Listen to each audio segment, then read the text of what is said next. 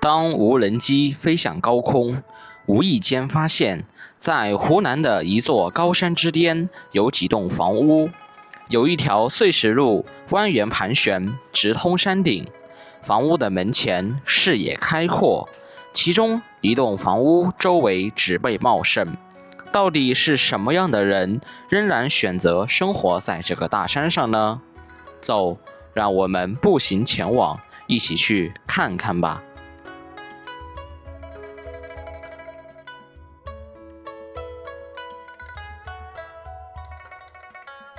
走遍湖湘大地，領略風土人情。嗨，大家好，我是天福。今天我又來到了湖南的一座大山裡面。剛剛我們的無人機發現，在我身後的這座大山的山頂上有一棟孤零零的房屋，不知道裡面是否還有人居住。但是從我身後這2根電線的走向來看，我猜想那棟房屋裡面應該是還會有人居住。但是我們也有判斷失誤的時候，這2棟房屋也有可能已經废棄了，因為在近2年以來啊，住在山上的人會耐不住寂寞，還有種種原因而搬離的大山。反正不管怎麼說，我們還是會徒步前往去看看。那我們現在就出發吧。嗨，大家好。我眼前的這條路呢，凹凸不平，非常的崎嶇。如果放在以往，我可能就開車上來了。但是經過上一次的教訓，我們沒有明確的知道裡面的路況的情況下，我現在都不敢貿然的開車上來。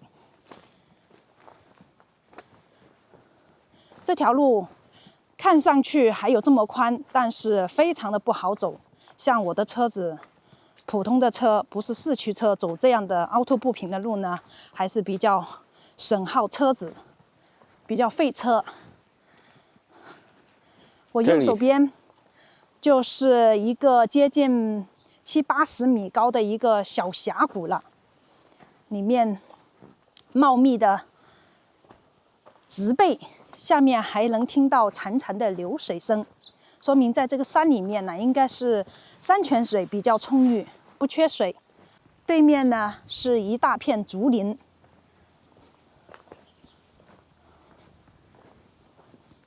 你看車子走在这邊邊上呢，還是非常的危險。這個旁邊的路都不是非常的緊實，都有塌方的可能。下雨天呢，根本就不能走這樣的路。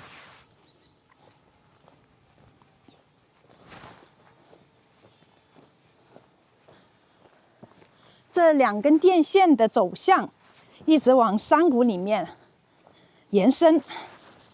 正常來講，裡面房屋可能還在有人居住的，但是也有可能早已廢棄了。前2天是刮風下雨的，所以我們幾天沒出來。我聽到了摩托車了。是哦，裡面有摩托車聲音。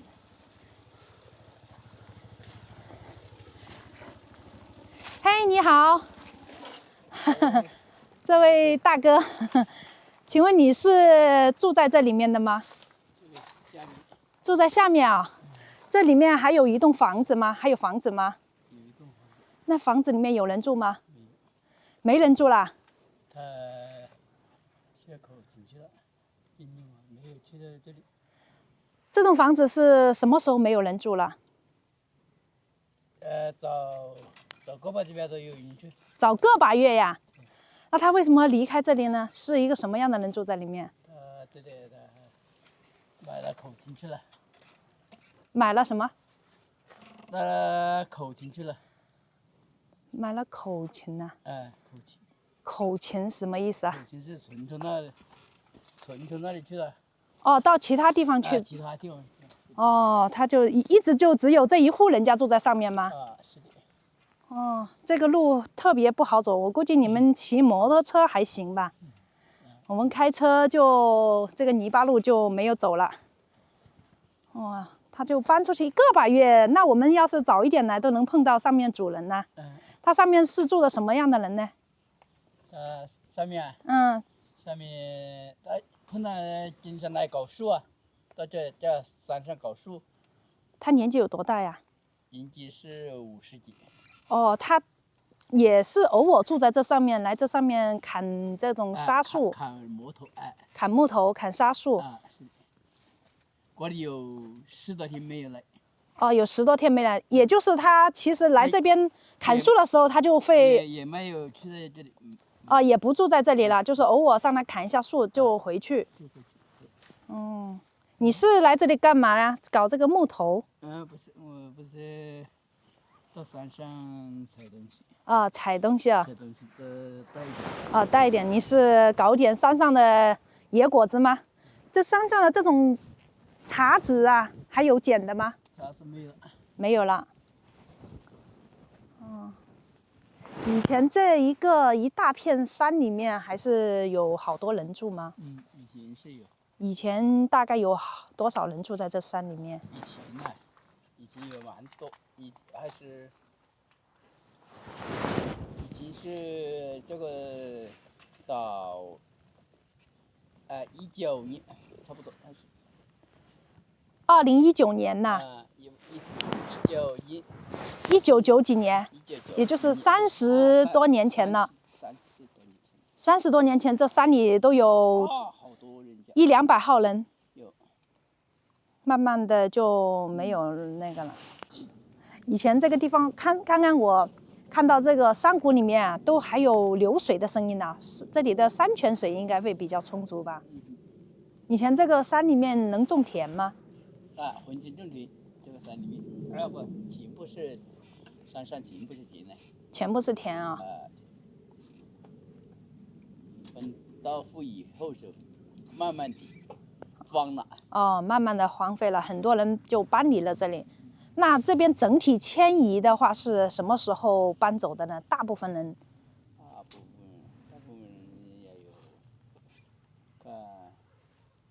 也有20來年了。有20來年了，2000年的樣子就大批量的移出去了。是因為這邊的小孩讀書不方便嗎？村裡面的小學都廢棄了，沒有小學，那孩子出去的話也會比較的麻煩。主要是小孩。我看這個電線吶，一直往這裡面延伸吶。這個電線是為他們1戶人家提供的電嗎？是的。那也非常好哎。以前好多人家，這上面以前有好多，有10多戶嗎？以前有10多戶，慢慢的就廢棄了，就只有1棟房子在上面了。我們無人機飛了一下，看到裡面就只有1棟房屋。裡面有2棟，一棟已經是沒有人住的。完全是。現在都還有幾棟房屋啊，那我們只看到1棟房屋。那等一下去看一下，像這棟房屋，這裡面的村落吧，應該也算是一個村落吧，也是10-20年前就搬離這裡了。好的，好，謝謝啊。剛剛跟這位大哥簡單的聊了一下，他也是以前這裡的村民，他來這山上撿一些野果子。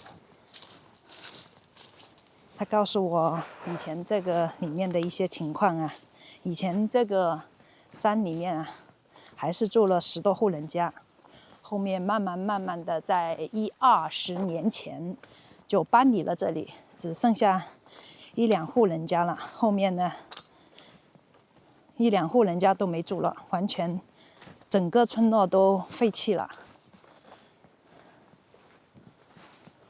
所以現在住在山裡面的人呢，也不多了。就算是堅守在山裡面的，也就是一些中老年人，年輕人基本上不願意在這個山裡面待。像他們為什麼搬離這裡，肯定有很多原因。現在我們在這個大山裡面，它是沒有信號的，手機沒有信號。所以剛剛從那位大哥口中得知，以前這裡上下山都不方便，那麼小孩读書呢，也是一件非常麻煩的事情。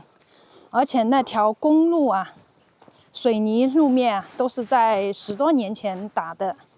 那麼在幾十年前，這裡的村民呢，基本上都搬離了這裡。可想而知，以前生活在這個大山裡面，上下山還是不方便。這裡沒有信號，確實是一個問題。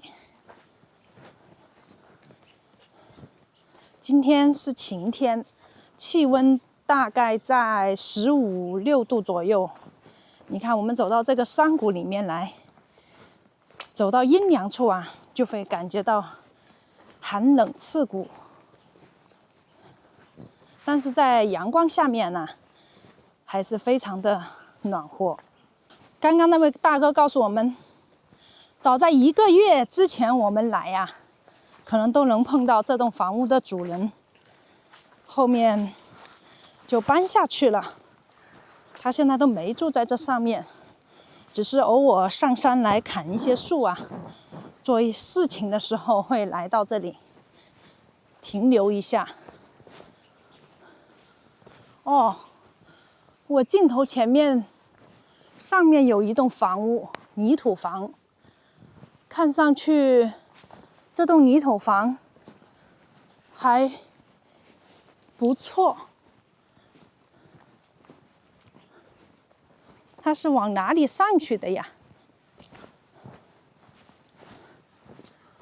這裡的電線也是從這個位置拉上去的。這棟房屋也是廢棄了，看樣子也是廢棄了10-20年了。這棟房屋看上去還有蠻大，我估計以前至少住個7-8號人是沒問題。從這個位置可以看到，房屋的整體看上去還好，不至於完全坍塌了。雖然廢棄了10-20年。哦，路都封住了，不知道從哪個地方上去。剛剛可能是從後面的一條路上去。可能我們剛剛走過來的時候沒有注意。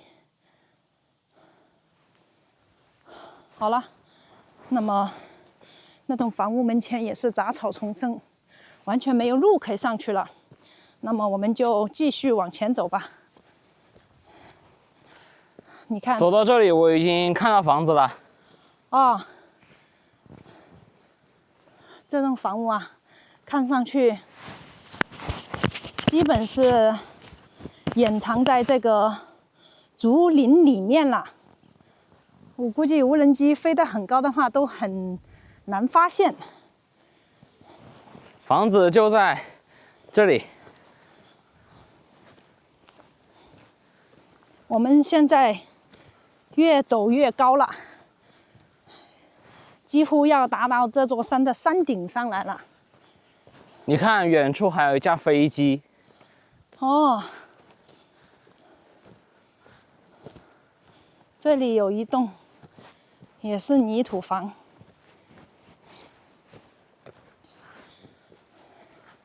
它做了一個鐵門圍欄。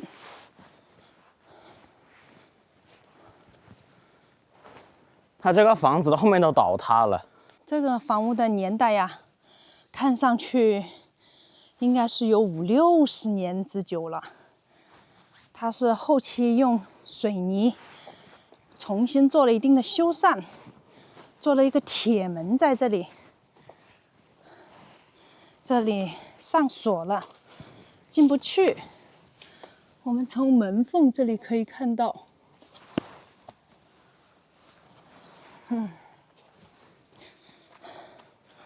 以前這個位置是住了人，而且看樣子是廢棄沒多久。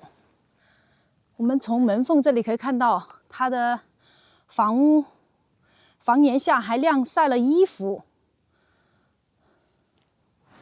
應該是離開沒多久，而且門口都有安裝了一個衛星天線，用於接收電視節目，所以在這個山上獨居啊，創造一些娛樂設施，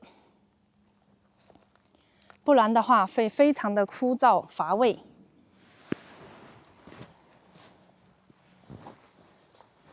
說明這棟房屋的主人吶，時不時還會回來一下。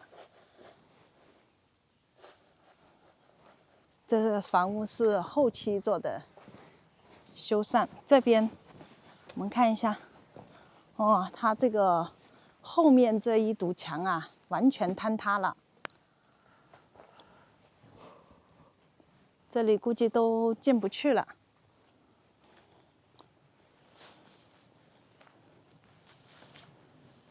它上面的瓦片都有掉落的痕迹。在無人機的視角下看這棟房屋，这棟房屋所處的地理位置啊，非常的開闊。它的門前呢，視野非常的開闊。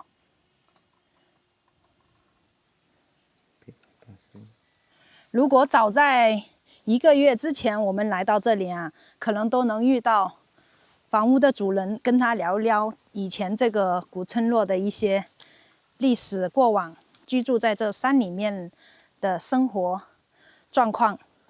可是非常的不走運，我們來晚了1個月。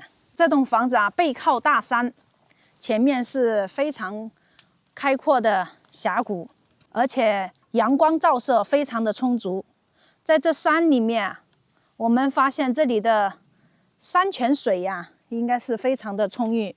剛剛我們無人機看到它門前吶，都放了水缸，一直在有山泉水流進去，所以在這上面不缺水，有供應電，可能網絡沒有牽上來，但是在這裡面過上自給自足的田園生活，應該是非常的適合，而且周邊呢，植被非常的茂密。我想在這上面養一些山羊或者養一些雞，是非常不錯的選擇。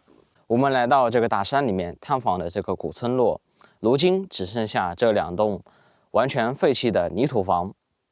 今天我們是幸運也不幸運，幸運的是能夠在來的路上遇到一位當地的伯伯，和他聊天，了解了一些關於這個山上的一些情況。不幸運的是，如果我們要是早1個月來的話，就可以和住在這個山上的這位伯伯了解更多關於這個山上的情況。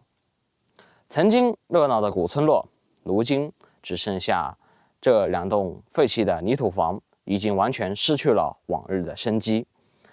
好吧，不管怎麼樣，今天的古村落探訪之旅就給大家分享到這裡了，感謝大家的收看，我們下期視頻再見，拜拜。